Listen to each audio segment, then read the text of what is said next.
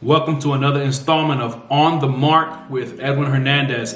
Today I'm going to just share quickly my journey as a pastor, a barber, and a musician. Stay tuned.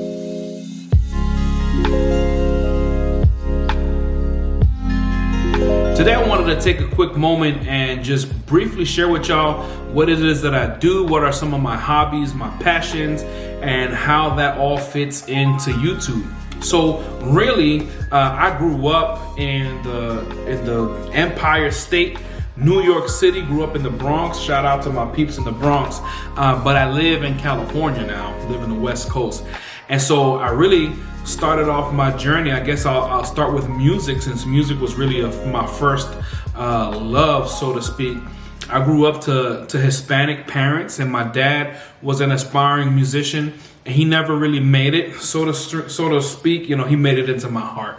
Love you, Dad. He played and sang, old bachata music from the Dominican Republic. My dad had bought a keyboard for my brother in the hopes that my brother would sing and be a musician like my family. And my brother never really cared too much about the keyboard, kind of tossed it aside.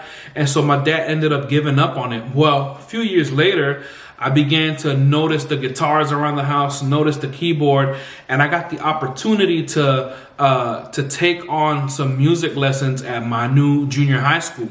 I was in 5th grade, and I was learning to read music from a staff, and I chose, from all the band instruments, I chose to play the flute. You know, it wasn't like the black recorder flute. It was the official metal flute. You kind of play like this. And that got me started into music, you know. And once I figured out that I could be good at it, I got obsessed, and I wanted to be, the captain of the woodwind section of the band. And I was able to do all of that. But it wasn't until I got into high school, I hung up my flute. It wasn't cool to go into high school playing the flute, you know what I'm saying? If anybody can relate.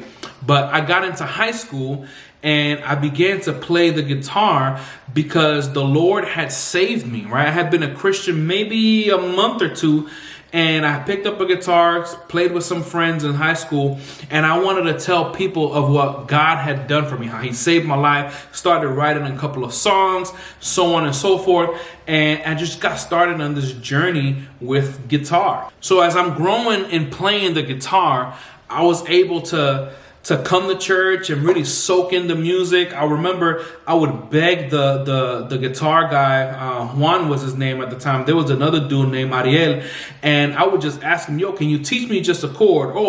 This song, I love this song. How do I do it? I couldn't form the G chords and all of that. It was so dumb, man. And I tried so hard, but I just couldn't keep up. But, with practice, dedication, hard work, I was able to have some sort of aptitude for guitar. And eventually, I started going to the band practices on Friday nights for months straight before one day there was a need, and I was ready for that need. It wasn't luck, right? It's where opportunity, meets preparation. I was prepared for leading worship or for singing, and then somebody didn't show up. Next thing you know, boom, I'm up. I step up to the plate, and now next thing you know, I'm singing and I'm leading worship. Once they found out that I could sing and all of that stuff, and so I sensed the call into the ministry shortly after. I was probably about 18 years old at the time, and I didn't tell anyone. My pastor invited a few guys from the church to go to a church planting conference, and it was there that I kind of realized, man, this thing is for me. And so as I grew, I eventually got sent out from my church, and I left overnight, and that's a story for another time, overnight by God's grace, to go to Kentucky, where I was able to study under some people and be at a church and be discipled well. And long story short, I ended up going to New Orleans, met my wife, and at some point in there began my journey as a pastor. And now I'm here serving in California, and I serve as a worship and young adults pastor here at a local church. And it's been such a blast, let me tell you. And the common thread for me was cutting hair. Part of my journey to knowing Jesus is that once I started going to a barbershop on my own, after I stopped letting my mom cut my hair, I eventually landed at a place where a guy would just continually preach Jesus to me, and he was a barber. right? And this barber took an interest in me. He helped me buy my first pair of clippers, and I just began to hone in those skills. And so I was the guy who could sing, who could play the guitar, you know, who does musicals, who was able to cut hair. I was kind of a jack of all trades, it seemed like, and I absolutely love it. And so I have the opportunity to be able to pastor at a church, to shepherd people, to be able to live off of making music and leading people in music and worship of our God. And on top of that, to be able to set people straight in the barber's chair, man. And so I'm excited. Maybe you guys want to see a couple of videos with my barber equipment. I don't have anything too fancy, but I'm able to survive with what I do.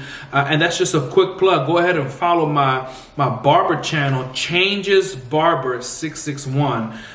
Changes Barber 661. Go ahead and follow that. And I would love to see you guys comment on some of my pictures on Instagram. Let me know how I'm doing, how I could be improving. I do want to let you know there's some more content going. I've got to go ahead and finish my notes for the Spiritual Gifts book that I have been reading by Tom Schreiner. And then we're going to do a couple other things on a few topics like the Holy Spirit and hospitality and things of that nature, and how you can be more effective as a Christian in your community.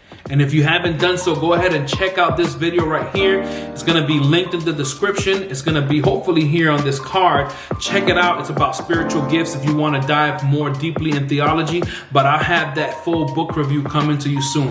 Love y'all. Grace and peace. This is On the Mark with Edwin Hernandez.